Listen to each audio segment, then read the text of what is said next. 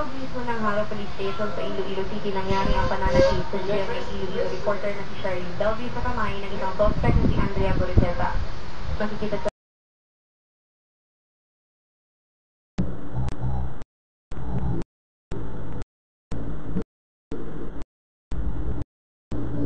mga pulis ang pananakit. Kaya ang tanong ng PNP, bakit nila hinayaan itong mangyari? Ayon sa hepe ng Haro PNP, di raw niya tauhan ng mga pulis na nakasaksi. Mga pulis daw iyon mula sa kabilang istasyon ng Mandurriao. Ayon naman sa hepe ng Mandurriao Police, pinagre-report na niya ang tauhan yung nakasaksi sa insidente. Pinaiimbestigahan na rin ng Police Office ng pagpapabayaan o ng mga pulis. Nag-ugat ang gulo ng i-cover ni Belvis ang isang banggaan sa Mandurriao na kinasangkutan ni Gorizeta. Nainis daw si Gorizeta kay Belvis dahil sa pagkuha ng video sa kanila. Anak sa banggaan ni Gorizeta na sang Ria Aquino na kapatid ng kanyang kinakasama.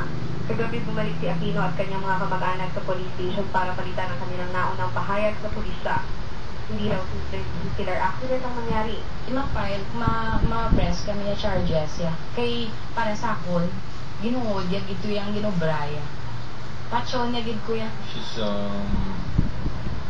difficult to understand.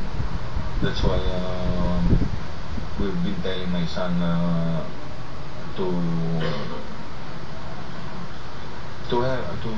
try to have a better relationship or try to get a